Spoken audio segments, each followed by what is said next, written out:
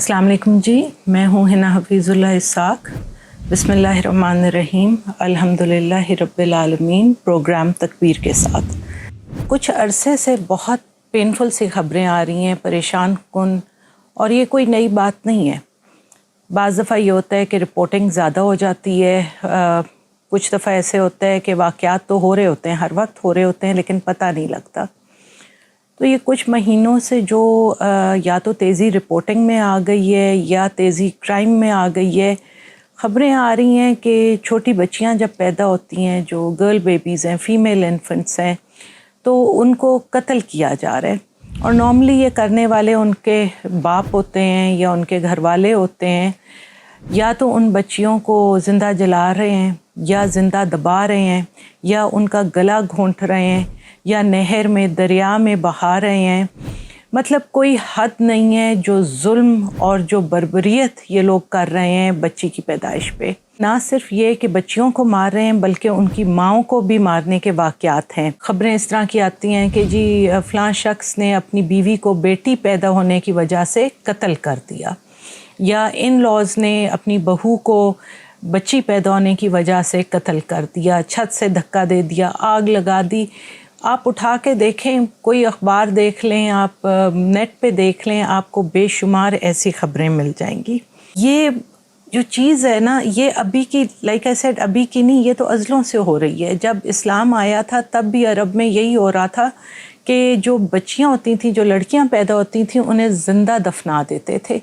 इसीलिए फिर जब इस्लाम आया, कुरान नाजिल हुआ, तो अल्लाह ने हुक्म दिया था इस चीज़ से कि ये नहीं करना, और इसको ममनू किया गया था, और बच्चियों को राइट्स दिए गए थे। बेशुमार राइट्स हमारा मज़हब हमें देता है, इस्लाम हमें देता है। मुझे याद पड़ता है, बड़े साल पहले मैंने एक आर्टिकल लिखा था, तो उसमें मैंने CNN की 2004 की एक रिपोर्ट, ईदी वग़ैरह की कोट की थी।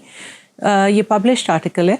तो उसमें ये था कि जो 80% जो ये बच्चे फेंक दिए जाते हैं, तो उनमें 80% लड़कियां होती हैं। अब तकलीफ़ बात यह है कि अभी जब मैं देख रही थी लेटेस्ट, तो उसमें जो अभी कुछ साल, 2-4 साल पहले का जो डेटा अवेलेबल है, अव्वल तो इस पे इतना ज़्यादा डेटा ही अवेलेबल नहीं, लेकिन 2-4 साल पहले का जो डेटा अवेलेबल है ईदी का, छिपा का, तो वो कहते हैं कि जी 99% जो बच्चे फेंके होते हैं, या अल्लाह माफ़ करे, जो ऐसी हालतों में होते हैं कि वो बता नहीं सकते, इतना दिल दहलने वाला है, ज़िंदा भी जलाए होते हैं ये बच्चे। पैदा हुए बच्चे लोग ज़िंदा जला देते हैं, कूड़े के ढेर पे फेंक देते हैं। तो अब वो 99% उसमें लड़कियां हैं। ये बहुत तकलीफ़देह बात है, बेशुमार। मतलब इसका तो कोई हिसाब ही नहीं कि ये लोग जो ये करते हैं, ये इंसान तो रहने दे, वैसे इंसान भी कोई ख़ास अच्छी चीज़ तो नहीं है। आप देख लें, कुरान उठा के देख लें, अल्लाह क्यों कहते हैं इंसान तो खसारे में रहेगा। और अपनी हरकतों की वजह से ये तो दरिंदों से भी बदतर हैं, हो सकता है दरिंदे ही बेहतर हों। लेकिन बहरहाल अल्लाह क्या कहता है, ये जो कहते हैं ना कि जी औरत को मार दो, लड़की पैदा की, फलां किया, ये तो बेसिक, ये दीन से दूरी इधर से ही आ जाती है। अगर कुरान पढ़ाओ, समझाओ अपनी ज़बान में किसी ने, तो उनको समझ आ जाए कि ये अल्लाह के काम है, इनमें हमारा हाथ नहीं है। और औरत को किस बात की आपने सज़ा देनी है? बेटी पैदा करने की सज़ा देनी है, मतलब उसी औरत के थ्रू बेटे भी तो पैदा होते हैं ना, तो लेकिन बेटी पैदा करने की सज़ा देनी है। इस पे भी मैं आऊँगी, एंड पे आऊँगी, लेकिन पहले ये देखते हैं कि कुरान क्या कहता है। बिस्मिल्लाहिर्रहमानिर्रहीम।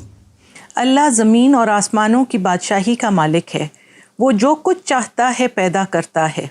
जिसे चाहता है लड़कियां देता है, जिसे चाहता है लड़के देता है, जिसे चाहता है लड़के और लड़कियां मिला जुला के देता है, और जिसे चाहता है बांझ कर देता है। वो सब कुछ जानता और हर चीज़ पे कादिर है। इन 2 आयात को जो समझ गया, आपका कोई हाथ नहीं है इस चीज़ में कि अल्लाह का फ़ैसला है, वो चाहता है, ये उसकी मर्ज़ी है कि उसने आपको लड़के देने, उसने आपको बेटियां देनी हैं, یا اس نے آپ کو بیٹے بیٹیاں دونوں دینے ہیں یا آپ کو بانجھ رکھنا ہے. اور بانجھ صرف عورتیں نہیں ہوتی، مرد بھی ہوتے ہیں. یہ جو کہ ہمارا ایک بنا ہوا ہے معاشرے کا کہ جی مرد کی مردانگی اور اس طرح کے ڈرامے کرتے ہیں لوگ. حالانکہ عورت کا تو جو مقام اللہ کے نزدیک ہے، آپ حضرت مریم کو دیکھ لیں کیا مقام اللہ نے عطا کیا. اور عورتوں کی اتنی بے حرمتی جو یہ معاشرہ کرتے ہیں، اور صرف مرد نہیں کرتے، عورتیں بھی عورتوں سے انتقام لیتی ہیں، اس طرح کی حرکتیں کرتی ہیں. وہ ساسیں ہی ہوتی ہیں، وہ نندیں ہی ہوتی ہیں جو بھابھی کو بہو کو جلا رہی ہوتی ہیں. کوئی عورت مطلب اگر آج چاہے کہ کسی عورت کو اس طرح کا نہ چیز سے گزرنا پڑے تو مجال ہے کسی مرد کی وہ کر سکے. لیکن یہ تو آیت ہے کہ یہ اللہ کی حکمت ہے.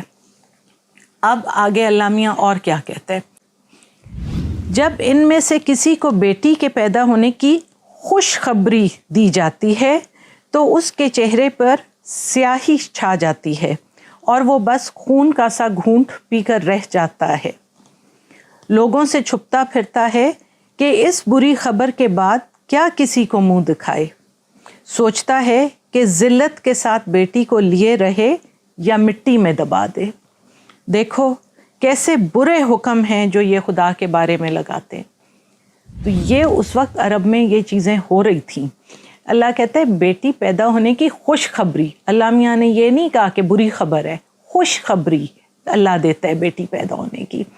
اور وہ لوگوں کا جو اس وقت رویہ تھا کہ ہاں جی ہم منہ چھپائیں یا کیا کریں، میں مر جاؤں ذلت کے ساتھ، میرے تو جی بیٹی ہو گئی، یہ بیٹے نہیں ہوئے. تو یہ اس وقت کے آیات ہیں جو اللہ نے نازل کی. لیکن اگر آپ دیکھیں تو ابھی بھی یہی کچھ ہو رہا ہے. اور یہ کتنی تکلیف دہ بات ہے کہ 1450 سال تقریباً ہو گئے ہیں، میرے خیال سے 1446 ابھی ہم صدی میں ہیں. اس کے باوجود ہماری مینٹالٹی، ہماری حرکتیں وہی ہیں جو زمانہ جاہلیت کے عربوں والی تھی. اس کے بعد اللہ میاں کیا کہتا ہے، اور یہ ایسے واقع ہوئے ہیں، ابھی لیٹلی ہوئے ہیں پاکستان میں، کہ جدھر بچیوں کو جو پیدا ہوئی ہیں انہیں زندہ دفنا دیا گیا ہے. بسم اللہ الرحمن الرحیم. یہ سورت اب یوں شروع ہوتی ہے، جب سورج لپیٹ دیا جائے گا، جب تارے بکھر جائیں گے، اور جب پہاڑ چلائے جائیں گے، اور جب 10 مہینے کی حاملہ اونٹنیاں اپنے حال پر چھوڑ دی جائیں گی، اور جب جنگلی جانور سمیٹ کر اکٹھے کر دیے جائیں گے، اور جب سمندر بھڑکا دیے جائیں گے، اور جب جانیں جوڑ دی جائیں گی، اور جب زندہ گاڑی ہوئی لڑکی سے پوچھا جائے گا کہ وہ کس قصور میں ماری گئی، اور جب اعمال نامے کھولے جائیں گے، اور جب آسمان کا پردہ ہٹا دیا جائے گا، اور جب جہنم دہکائی جائے گی، اور جب جنت قریب لے آئی جائے گی، اس وقت ہر شخص کو معلوم ہو جائے گا کہ وہ کیا لے کر آیا ہے. اس سے بڑھ کے کلیئرٹی کیا چاہیے؟ اس سے بڑھ کے یہ جو قیامت کا حال ہے کہ جب یہ چیزیں ہوں گی، اور جب قیامت کے دن وہ جو لڑکیاں آپ نے دفنائی تھیں ان کو زندہ کیا جائے گا، ان سے پوچھا جائے گا بتاؤ تم کس قصور میں ماری گئی. پھر لیکن ابھی بھی لوگوں کو سمجھ نہیں آ رہی. بچیوں کو مارنا، بیویوں کو مارنا، بہوؤں کو مارنا، یہ قتل عمد ہے.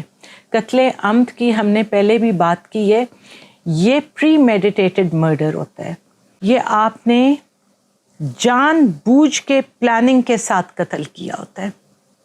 میرے نزدیک اس کی معافی نہیں ہے قرآن کے مطابق، جو قرآن کا حکم ہے. کیونکہ قرآن میں جو حکم ہے، ہمارے لاء میں یہ کمپاؤنڈیبل ہے، اس کی صلح ہوتی ہے. لیکن اگر آپ قرآن کی آیات کو، اور اس پہ پھر پروگرام ایک اور بھی کریں گے، اگر آپ قرآن کی آیات کو غور سے پڑھیں تو اس آیت میں یہ لکھا ہوا ہے کہ جس نے جان بوجھ کے قتل کیا وہ ہمیشہ جہنم میں رہے گا.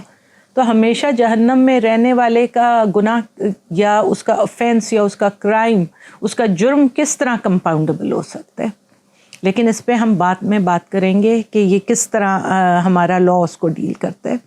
اسی طرح جو ہمارا پاکستان پینل کوڈ ہے، اس میں جو لوگ ابارشن کرا دیتے ہیں عورتوں کا، جو مس کیریج کاز کر دیتے ہیں، اس کی بھی سزا ہے، لیکن قانون کے تحت.